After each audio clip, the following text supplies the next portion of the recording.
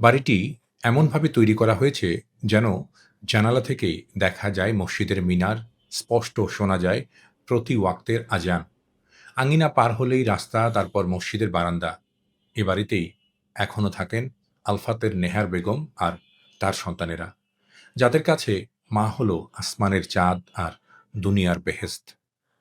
মায়ের জন্য সবকিছু করতে পারেন তারা। ছেলেদের কারো কারো বয়স ৬০-এর বেশি, তবুও মায়ের কাছে ছোট্ট হয়েই আছেন তারা।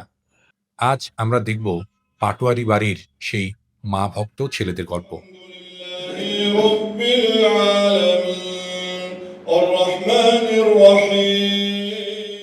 আছি ফেনী শহরের রামপুরার সেই বিখ্যাত পাটোয়ারি বাড়িতে। বিখ্যাত এ কারণে যে এই বাড়ির সন্তানরা তাক লাগিয়ে দিয়েছেন জেলাবাসীকে। বাবা এরশাদুল্লাহ বেঁচে নেই, কিন্তু তার সন্তানেরা আলো ছড়িয়েছে এই ভিটায়।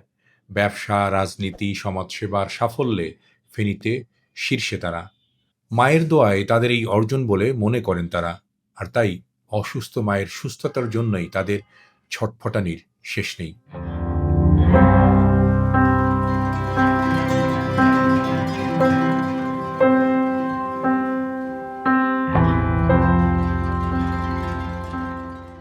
ফেনী জেলা শহরের মহিপালে মায়ের উন্নত চিকিৎসার জন্য জেদ করেই এই স্পেশালাইজড হসপিটালটি তৈরি করেছেন পাটোয়ারি বাড়ির সন্তানেরা।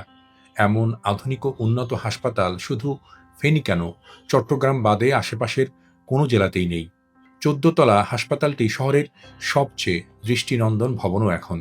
একেবারে কুমিল্লা নোয়াখালী মহাসড়কের উপর ১২৫ শয্যার এই সুবিশাল হাসপাতালের খবর আশেপাশের অনেকেই এখনও জানেন না। মাস দুয়েক আগে চালু হলেও তাই ভিড়ভাট্টা তেমন নেই। অবশ্য হাসপাতাল ব্যবসা নয়, মায়ের চিকিৎসার জন্য জেদ করেই করেছেন আলফাতের বেগমের ছেলেরা, যা এখন এলাকার মানুষের কল্যাণের কাজে লাগানোর পরিকল্পনা তাদের। আমরা এতক্ষণ যে হাসপাতালটি ঘুরে দেখছিলাম তা স্টারলাইন পরিবারের। বাংলাদেশের অনেক জেলায় কিংবা অনেক অঞ্চলে এরকমের নিজেদের বা ব্যক্তিগত কিংবা পারিবারিক শিল্প প্রতিষ্ঠান থেকে সেবামূলক প্রতিষ্ঠান গড়ে ওঠে, কিন্তু ফেনীর এই স্টারলাইন হসপিটালটি দেখে আমার মনে হলো এটি বোধহয় সেরকমের নয়। কারণ এই সকল হসপিটালে যে ধরনের সুবিধা রাখা উচিত বা দেয়া উচিত তার চেয়ে অনেক বেশি সংগঠিত, সুসজ্জিত এবং আধুনিক সরঞ্জাম ব্যবহার করা হয়েছে এই হাসপাতালে।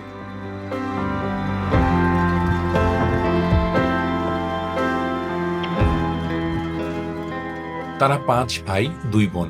বড় ভাই নিজামুদ্দিন একসময় সৌদি আরবে থাকতেন, এখন দেশে। তিনিই পরিবারের অভিভাবক। তার নিচে আলাউদ্দিন, জাফরউদ্দিন, জামালউদ্দিন ও মাইনউদ্দিন। ২ বোন মরিয়ম ও শাহেদার জামাই সাইদুল ও মাহমুদুলও এখন তাদের পরিবারের সন্তান। তারাও সব কিছুতেই ভাইদের সঙ্গী। মা আলফাতের বেগম বহু বছর ধরে অসুস্থ।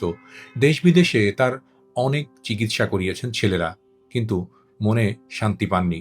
হাসপাতালের সেবা তাদের তৃপ্ত করতে পারেনি। তাই সবাই সিদ্ধান্ত নেন নিজ শহরেই মায়ের ভালো চিকিৎসার জন্য হাসপাতাল করবেন, নিজেদের হাসপাতাল। যে চিন্তা সেই কাজ। প্রায় ২৫০ কোটি টাকায় ফেনী শহরে তাক লাগানো এই হাসপাতাল এখন চলছে সগৌরবে। আমার আম্মা থেকে আমরা আসলে শিখেছি এটা। তো ওই মুহূর্ত থেকে আমরা পরিবার বা আমরা একই সাথে একই ভাই-বোনেরা একই ঘরে বেড়ে উঠা। ওইখান থেকে এখনো আমরা অনেক বড় হয়েছি। আমাদের বিয়ে করেছে, সবার ছেলে সন্তান হইছে। আমাদের কাছে মনে হয় যেন আমরা এখনো আমার মায়ের কোলে বা একই ঘরের ভিতরে সবাই মিলে একসাথে আছি। আধুনিক সেবার ক্ষেত্রে যেসব যন্ত্রপাতি নিতে হয়, আপনারা নিশ্চয়ই জানবেন যে এই মুহূর্তে আমাদের হসপিটাল আপনারা নিশ্চয়ই ঘুরে দেখেছেন আমাদের হসপিটালে যেসব যন্ত্রপাতিগুলা, এটা বাংলাদেশে অনেক বড় বড় হসপিটালেও আমাদের যন্ত্রপাতির সমতুল্য অনেক মেশিন নাই। একদম আধুনিক এবং লেটেস্ট মেশিনগুলো আমরা এখানে স্থাপন করেছি। এবং এই অঞ্চল বলতে ফেনী, কুমিল্লা, নোয়াখালী, একদম চিটাঙের উত্তরাঞ্চলে আপনার আমাদের এখানে যেসব ডিপার্টমেন্টগুলো আছে, আইসিইউ, সিসিইউ, এনআইসিইউ, এসডিও থেকে শুরু করে এমআরআই, সিটি স্ক্যান থেকে শুরু করে সব ধরনের ফ্যাসিলিটিস গুলো আমাদের এখানে বিদ্যমান আছে। তো আমি এক কথায় বলতে পারি এই হসপিটালটা একদম আন্তর্জাতিক মানসম্পন্ন একটা হসপিটাল, এবং আমাদের পরিকল্পনাতে এই অঞ্চলে ক্যাথ ল্যাব নাই। আমাদের এখানে আমরা ক্যাথ ল্যাব করার একটা প্ল্যান আমাদের আছে। ইতিমধ্যেই আমরা এইখানে এই অঞ্চলে মলিকুলার ল্যাব নাই, আমরা কিন্তু এটা স্থাপন করেছি। এই অঞ্চলে পরিপূর্ণ ব্লাড ব্যাংক যেটাকে বলে, এই পরিপূর্ণ ব্লাড ব্যাংক নাই আমাদের এখানে, আমরা এখানে স্থাপন করেছি। তো আমি এক কথা বলতে পারি আমাদের এই হসপিটালটা একদম আধুনিক এবং বিশ্বমানের একটা ফ্যাসিলিটিস নিয়ে হসপিটালটা আমরা করেছি। চিকিৎসা ব্যয় আমাদের এখানে যদিও এটি ঢাকার বড় বড় হসপিটালের ফ্যাসিলিটিস বিদ্যমান, কিন্তু চিকিৎসা ব্যয়ের ক্ষেত্রে আমরা এই অঞ্চলের মানুষের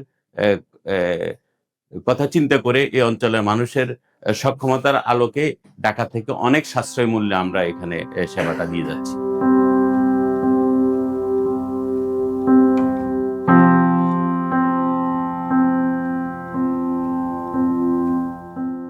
ফেনীর নতুন স্পেশালাইজড এই হাসপাতালটিতে সর্বাধুনিক আইসিইউ আছে 13টি, সিসিইউ সহ অন্যান্য জরুরি চিকিৎসা বেড আছে 20টির মতো। একসাথে ডায়ালিসিস করা যায় 24 জনকে। আছে হার্ট, ব্রেন, কিডনি, হাড় পরীক্ষার অত্যাধুনিক সরঞ্জাম এবং যন্ত্রপাতি। ক্যান্সার পরীক্ষার সরঞ্জামও স্থাপন করা হয়েছে সম্প্রতি। বলা হচ্ছে রাজধানী ঢাকার অনেক আধুনিক হাসপাতালের চেয়েও ফেনীর এই হাসপাতালে তাদের স্বাস্থ্যসেবা ও সরঞ্জাম আধুনিক এবং উন্নত। এর কারণ নিজের মাকে ভালো চিকিৎসার জন্য যেন ঢাকায় নিতে না হয় বলে জানালেন আলাউদ্দিন। আমরা আমার মাকে কেন্দ্র করে আসলে আমরা হসপিটালটা আমরা প্রতিষ্ঠা করার লক্ষ্য। আমার মা খুবই অসুস্থ এবং এখন আপনারা দোয়া করবেন, আমার মা মৃত্যুশয্যায়। আমার মাকে ফেনীতে চিকিৎসা করার মতো একটা ভালো হসপিটাল এবং ক্লিনিক নাই। আমরা প্রতিনিয়ত ঢাকা ভর্তি করাইতে হয়েছে এবং আমরা মাকে চিকিৎসা করার জন্য সিঙ্গাপুরও বারবার নিয়েছি। তা আমরা বাইরে চিন্তা করলাম, আমরা ফেনীবাসীর লোকেরা তো অনেক কষ্ট করে একটা ভালো চিকিৎসা চায়।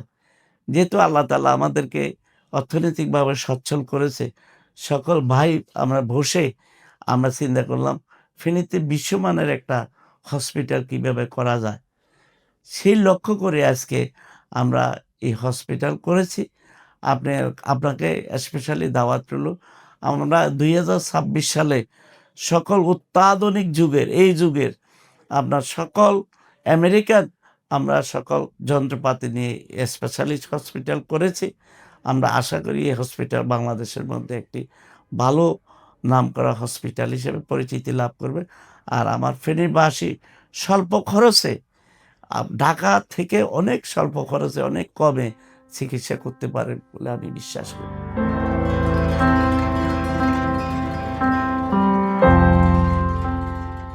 আরও একটি ব্যাপার, পাটোয়ারি বাড়ির বড় সন্তান নিজামউদ্দিন সহ অনেকেই প্রবাসী ছিলেন। তার 2 ভগ্নিপতিও বিদেশে ছিলেন অনেক দিন। তারা জানান দেশে তাদের পরিবার কিভাবে ভালো চিকিৎসা থেকে বঞ্চিত হয় তা তারা জানেন। কিভাবে চিকিৎসা নিতে গিয়ে তাদের হয়রান হতে হয়েছে সেসব গল্পও আছে। তাই প্রবাসী ও তাদের স্বজনদের ভালো চিকিৎসার জন্য এই হাসপাতালটিকে বিশেষভাবে সাজিয়েছেন তারা। তাদের পরিকল্পনা আছে প্রবাসীদের জন্য বিশেষ হেলথ কার্ড চালু করা। সেই কার্ড দিয়ে কম খরচে দ্রুত এবং ভালো চিকিৎসা তারা এই হাসপাতালে নিতে পারবেন।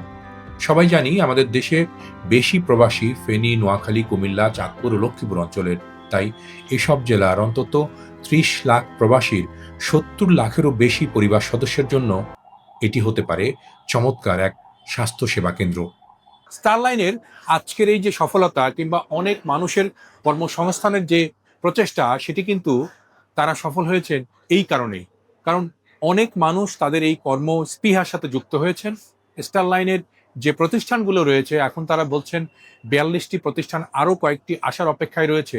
সে প্রতিষ্ঠানগুলোতে যত লোক কাজ করছেন তারা কোনো না কোনোভাবে এই প্রতিষ্ঠান থেকে উপকৃত হয়েছেন।